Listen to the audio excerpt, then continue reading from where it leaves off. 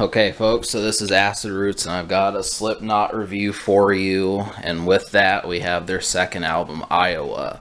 So this project was a huge success for them, but it kind of did it in a more modest way.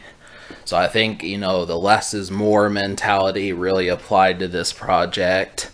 But, obviously the success that they got, this was 2 for 2. So if you remember the first Slipknot album, which I will review in the future, there were multiple hits off of it, and I almost consider that like it's definitely a staple as far as new metal is concerned, but I'm also thinking it's probably one of the best or better metal albums out there of the past 20 years. And so that stands strong. Songs like Liberate and No Life and Spit It Out, Surfacing, these are all songs that have caught a lot of attention, which, some groups really struggle to get 2 or 3 hits off of a 12 or 13, 14 song album. So the fact that they did it and it caught this much attention was good. But then the second album, it's kind of like, well, can you do it again, and how are you going to do it? This album is pretty gnarly. You definitely can't call it soft, and even the singles are pretty rough, but it's done so in a way that I think the majority of people aren't going to really give a shit. So that, obviously I don't, and this is actually something I prefer. So realizing that every single song on here is pretty vicious, and it's definitely mosh ready. And the thing about it is like I said, as far as the promotion of the album was concerned, I know I mentioned that a lot, but it's a real killing factor when you listen to an album and you can't find any of that sort of thing. But Slipknot speaks for itself. They're still here as of 2014, and these songs are as exciting as the other album I've reviewed and the other album I've talked about. So Slipknot 99 and 2004, both of these are worthwhile. This one is as well, and we're going to talk about that a little bit more. So the production of the album is handled, I think it works. I'm trying to see some of the songs, like the Heretic Anthem, Metabolic, My Plague, Disaster Piece.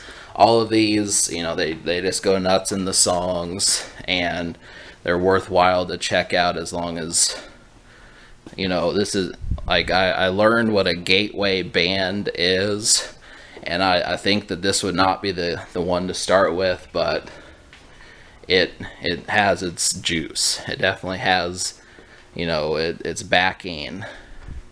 It's really exciting. That's the thing about it is, you listen to Slipknot for the first time, and then you want to go to that next project, and the feeling of realizing that you're going to like their whole discography is extremely good. So this is something I enjoy, but also, so we will talk about the songs that you need to hear. Basically, I preferred every song on here except for Gently, and I think it was New Abortion. Those are about the only ones I didn't like. So this album's going to get a 10.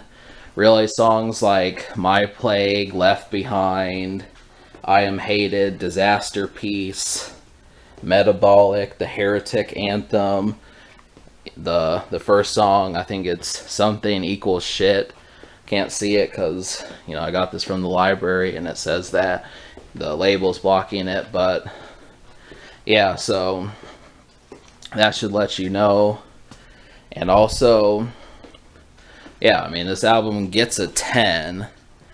And really, I'm going to definitely don't think that I'm shortchanging Slipknot, like you want the full experience.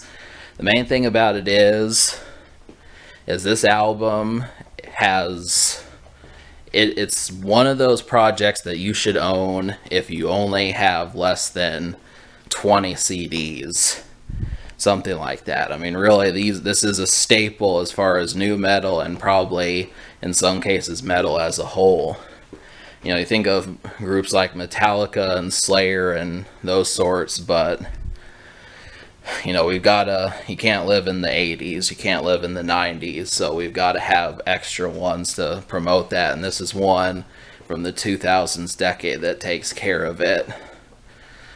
So, yeah, I mean, it works. I think most people start with the singles and then go for some of the songs I suggested. Basically, the first half of the album's really good, but then just about every song is as well. So you really can't go wrong. Alright, so the only thing left to say is the future. I don't know what Slipknot's been up to, but I think they'll be back. Yeah, Corey Taylor, he hasn't been doing super well, but you know, just give it time, and I think things will get better for us and him. And the social score, which is how well it plays around you and a group of friends, this is going to get a 10 just because there were 3 singles, and you know, most of the time most people are fucking with Slipknot, so should not have to really speak with that. So can this record be top? The answer is no. So go out and get it, and stay tuned for more Slipknot coverage, which will definitely happen.